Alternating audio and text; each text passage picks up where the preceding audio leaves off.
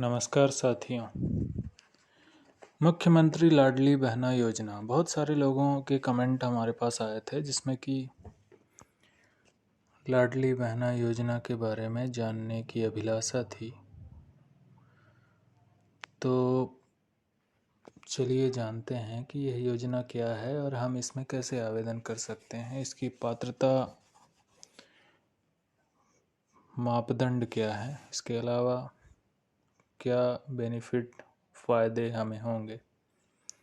तो जैसा कि आप देख पा रहे हैं वेबसाइट में मुख्यमंत्री लाडली बहना योजना आपको गूगल पे जाके ओपन करना है। इसको आप पर्सनली भी कर सकते हैं और अगर आप ऑनलाइन करवाना चाहें तो कियोस्क के माध्यम से भी आवेदन जमा हो जाते हैं। तो कैसे इंटर करना है, आपको सीधा गवर्नमेंट, जैसे कि मैं आपको दिखा रहा हूँ, गूगल पे जाना है।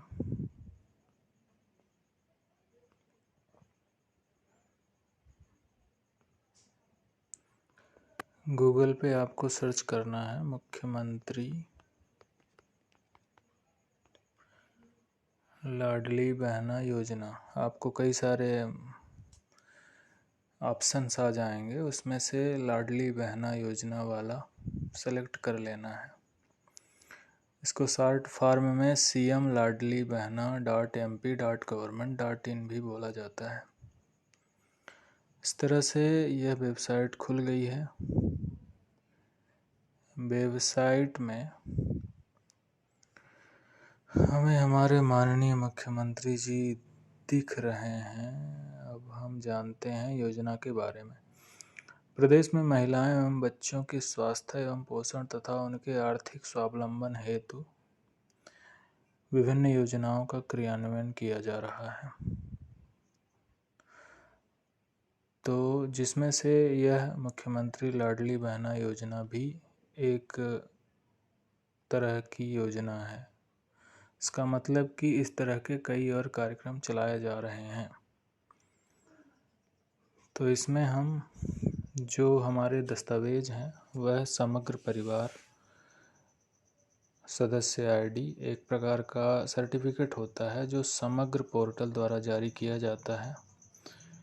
दूसरा है आधार कार्ड, जो कि अनिवार्य ही है, और मोबाइल नंबर जो रजिस्टर्ड होगा समग्र परिवार सदस्य की ID से, वही ज़रूरी है। आवेदन पूर्व तैयारियां यानी कि आपके पास तीनों कागज हैं, समग्र परिवार की ID जिसमें परिवार के सदस्यों और मेन मुखिया के ID साफ साफ दर्शाए गए हों, दिख रहे हों। दूसरा आधार कार्ड, तीसरा मोबाइल नंबर। इसके अलावा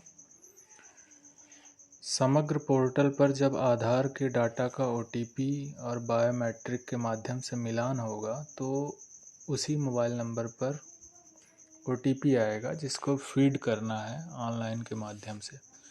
दूसरा व्यक्तिगत बैंक खाता। जो भी आवेदन करता है उनका खाता महिला का स्वयं का होना चाहिए। संयुक्त खाता मान्य नहीं होगा, यानी कि अगर आपके पास ऐसा खाता है जिसमें आप और आपके पति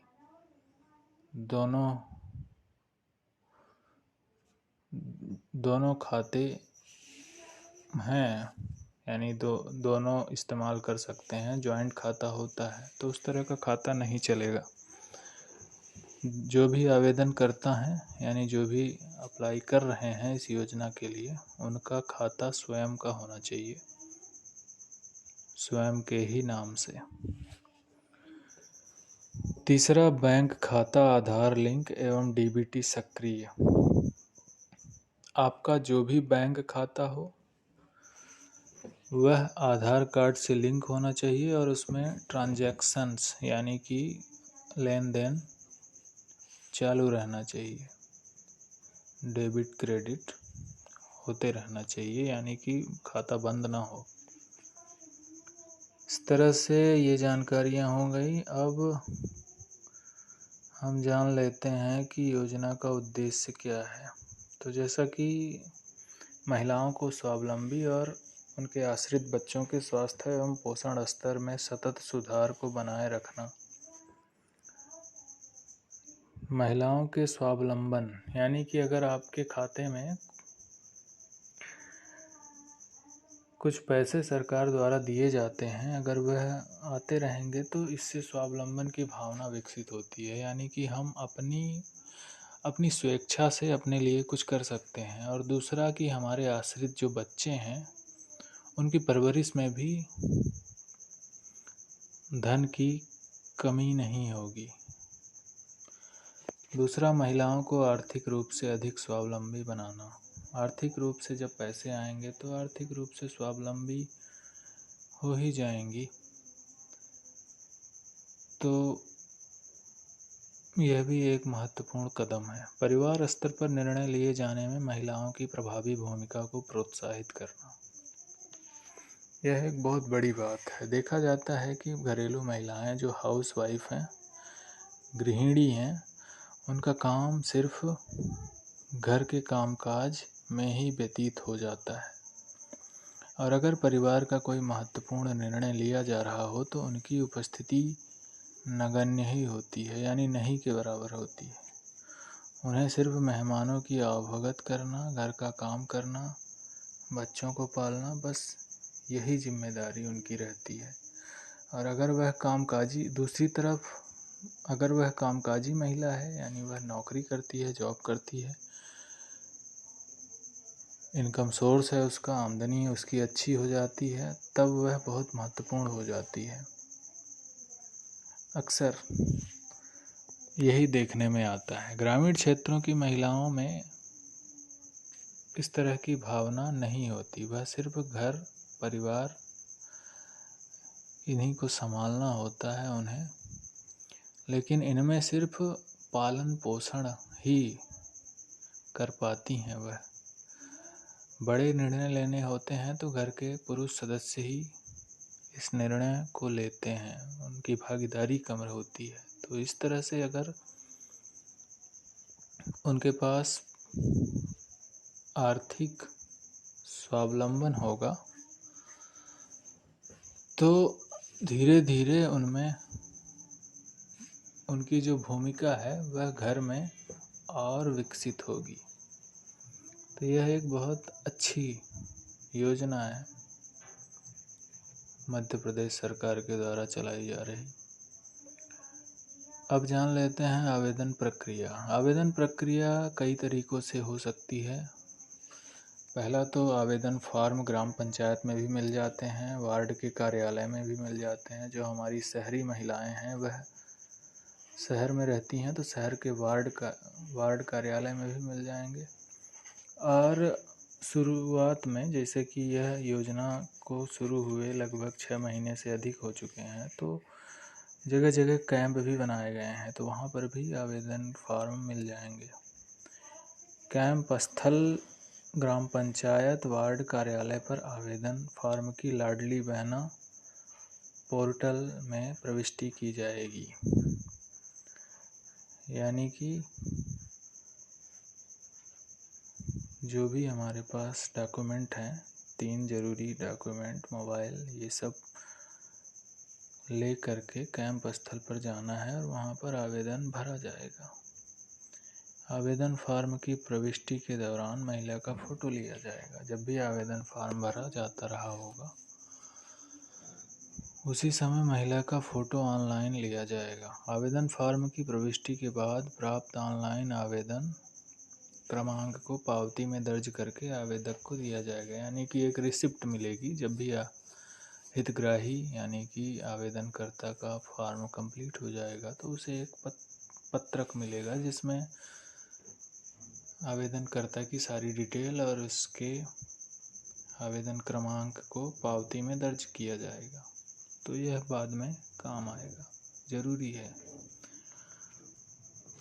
अब देखिए कि इस योजना का लाभ कौन कौन ले सकते हैं, पात्र कौन कौन है। तो जो मध्य प्रदेश के स्थानीय निवासी हों, जो मध्य प्रदेश में ही जन्म हो जिनका, वह निवास करती हों मध्य प्रदेश के किसी भी जिले में। दूसरा, विवाहित हों, जिनमें अगर विवाहित हों तो भी, और अगर विधवा, तलाकशुदा या परित्यक्ता महिला भी सम्मिलित होंगी। विधवा, तलाकशुदा यह तो सामान्य शब्द हैं। परित्यक्ता महिला यानी कि जिनका तलाक वैधानिक रूप से न हुआ हो, जो बिना किसी नियम कायदे का पालन किए बिना ही अलग रह रही हों। तो ऐसे पुरुष के संबंध में इस शब्द का प्रयोग परित्यक्त हो गया, और महिला के संबंध में परित्यक्तता। तो जो भी महिला जिनकी शादी हुई हो और वो अब अलग रह रही हों, तो वो भी इस योजना की पात्र हैं। और तीसरा, सबसे आखिरी और महत्वपूर्ण है, आवेदन के कैलेंडर वर्ष में यानी कि 1 जनवरी की स्थिति में वह महिला 23 साल की हो पूर्ण रूप से और 60 वर्ष से कम हो। 60 वर्ष से अधिक के लिए अपात्र है, और 23 वर्ष से पहले यानी जो 21-22 साल की महिलाएं हैं वह भी अपात्र हैं। अपात्रता, चलिए, जिनके परिवार की सम्मिलित रूप से स्वघोषित वार्षिक आय 2.5 लाख से अधिक हो, यानी कि ऐसी महिलाएं अपात्र हैं जिनकी परिवार की इनकम 2.5 लाख से अधिक हो, यानी वार्षिक, साल भर में अगर किसी के यहाँ 2.5 लाख से अधिक की रकम आती है किसी भी सोर्स से, किसी भी तरीके से, तो वह अपात्र है।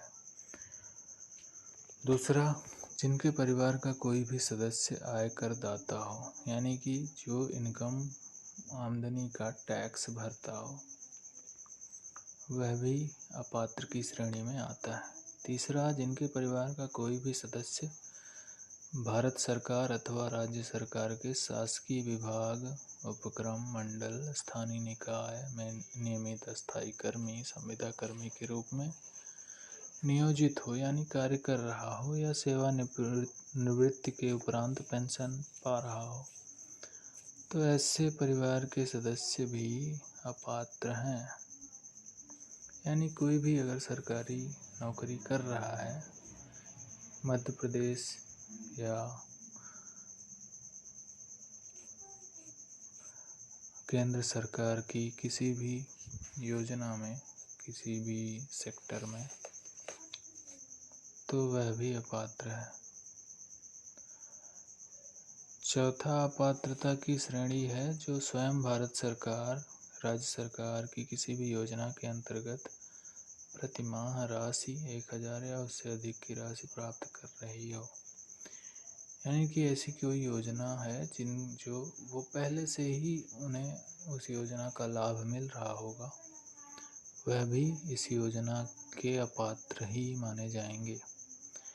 पांचवा, जिनके परिवार का कोई सदस्य वर्तमान अथवा भूतपूर्व सांसद, विधायक हो,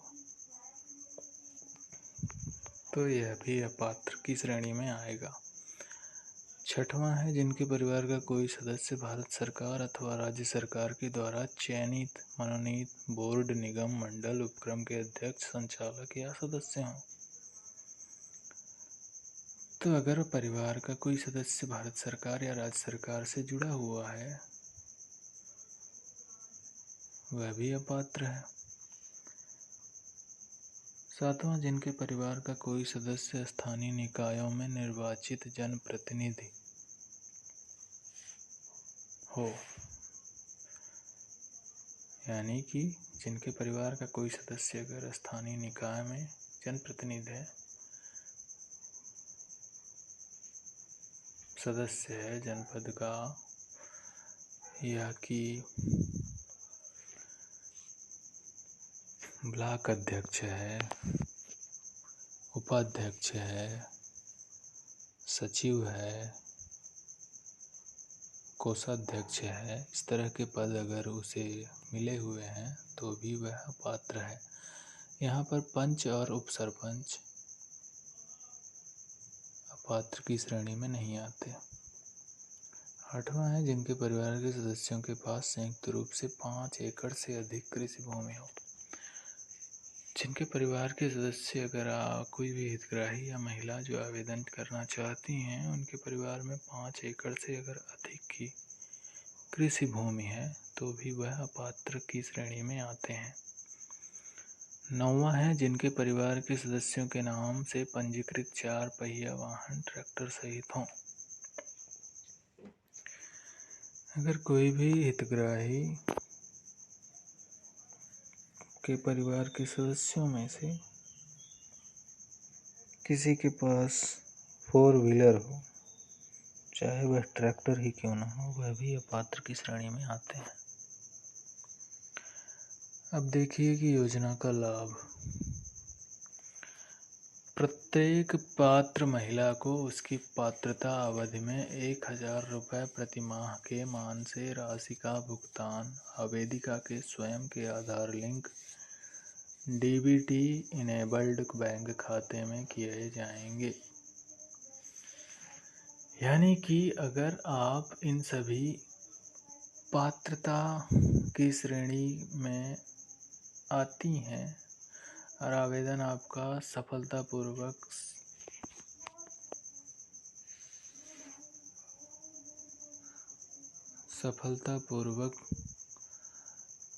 भर दिया जाता है, तो फिर आपको हर महीने 1000 रुपये मध्य प्रदेश सरकार के द्वारा दिए जाएंगे। बहुत अच्छी बात है।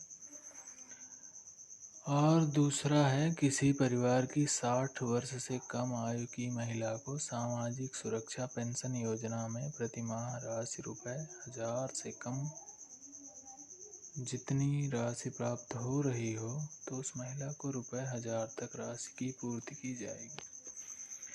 यानी कि अगर कोई महिला 60 वर्ष से कम आयु की है, उसको सामाजिक सुरक्षा पेंशन योजना में प्रतिमाह राशि ₹1000 से कम की राशि प्राप्त हो रही है, तो भी उस महिला को ₹1000 तक की राशि की पूर्ति की जाएगी।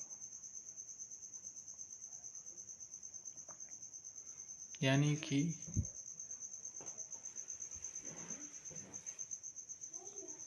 60 वर्ष से पूर्व की महिला जो है सामाजिक सुरक्षा में अगर उसको पेंशन मिल भी रही है, लेकिन वह 1000 रुपये से कम है, तो भी उसे 1000 रुपये तक की राशि हर महीने में दी जाएगी। अब जानते हैं क्रियान्वयन। आवेदन करने की प्रक्रिया। आवेदन करने की जो प्रक्रिया है वह पोर्टल या मोबाइल ऐप के माध्यम से ही भरी जा सकती है और इसकी प्रक्रिया निम्नलिखित है, जैसे कि आवेदन है तो आवश्यक जानकारी का प्रपत्र भरने की सुविधा कैंप ग्राम पंचायत, वार्ड कार्यालय, आंगनवाड़ी केंद्र में उपलब्ध होगी। और यह जो प्रपत्र है इसकी प्रविष्टि वार्ड कार्यालय में कैंप प्रभारी द्वारा ऑनलाइन की जाएगी। सफलतापूर्वक दर्ज होने के बाद आवेदन की प्रिंटेड पावती भी दी जाएगी, यानी रसीद। यह पावती SMS व्हाट्सएप द्वारा भी हितग्राही को प्राप्त होगी। और इस प्रक्रिया को आसान और सुगम बनाने के लिए आंगनवाड़ी कार्यकर्ता भी पूरी मदद करेंगी हितग्राही और उस पात्र महिला की। आवेदन पत्र भरने की यह संपूर्ण प्रक्रिया निःशुल्क है। यानी कि आवेदन पत्र, बहुत महत्वपूर्ण जानकारी है ये, कि अगर आवेदन आप भर रही हैं और कोई भी आपसे पैसे की मांग करता है तो यह अपराध है। यानी कि यह पूरी तरह से निःशुल्क है, आपको कोई भी शुल्क नहीं देना है। चौथा है आवेदक महिला को स्वयं उपरोक्त स्थलों पर उपस्थित होना आवश्यक होगा। अब क्योंकि इसमें लाइव फ़ोटो आपको पोर्टल के माध्यम से लाइव फ़ोटो आपकी अपलोड होगी। तो इस स्थिति में आपको जहाँ भी आप आवेदन कर रहे हैं लाडली लक्ष्मी योजना की इस स्कीम की, वहाँ पर आपको स्वयं ही जाना होगा, क्योंकि आपकी एक तो लाइव फ़ोटो ली जाएगी और दूसरा KYC कराई जाएगी, जिसमें आपके सिग्नेचर भी लग सकते हैं, लगेंगे ही। और महिला को यानी कि हितग्राही जो भी आवेदन करता है उनको परिवार की समग्र आईडी ले जानी है, स्वयं की समग्र आईडी ले जानी है और स्वयं का आधार कार्ड ले जाना है।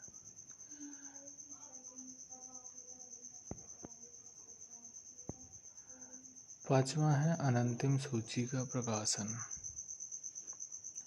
आवेदन प्राप्ति की अंतिम तिथि के पश्चात आवेदक की अनंतिम सूची पोर्टल पर प्रदर्शित की जाएगी, जिसका प्रिंट आउट ग्राम पंचायत और वार्ड स्तर के सूचना पटल पर चस्पा किया जाएगा। यानी कि सारी प्रक्रिया पूरी होने के बाद अंतिम तिथि को आवेदकों की सूची भी जारी की जाएगी, जिसमें वह अपने वार्ड क्रमांक में जाकर वार्ड और ग्राम पंचायत के सूचना पटल में जाकर अपना नाम भी देख सकती हैं। छठवां है अगर किसी को आपत्ति है, सूची में किसी का नाम सही नहीं है या सूची में उसका नाम नहीं है या किसी भी प्रकार की शिकायत है इस योजना से संबंधित, तो 15 दिवस तक आपत्तियां पोर्टल के माध्यम से प्राप्त की जाएगी। इसके अतिरिक्त सीएम हेल्पलाइन 181 के माध्यम से भी आपत्ति दर्ज कराई जा सकती है या वार्ड प्रभारी या पंचायत सचिव को लिखित अथवा आवेदन के रूप में शिकायत दर्ज कराई जा सकती है। और प्राप्त आपत्तियों को पंचायत सचिव वार्ड प्रभारी द्वारा पोर्टल पर दर्ज किया जाएगा। जो आपत्तियां लिखित प्राप्त हुई हैं उनके संबंध में अग्रिम कार्यवाही पंजी में संधारित की जाकर ऑनलाइन अपलोड की जाएगी। सारा कुछ वैधानिक तरीके से संभव है। प्रशासनिक निर्देश।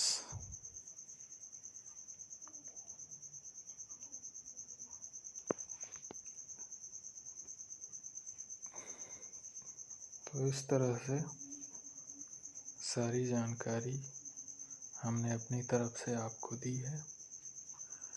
अगर आपके कोई अन्य प्रश्न इस योजना से संबंधित आते हैं तो आप हमें कमेंट बॉक्स में बता सकते हैं, हम आपकी सहायता करके प्रसन्न होंगे।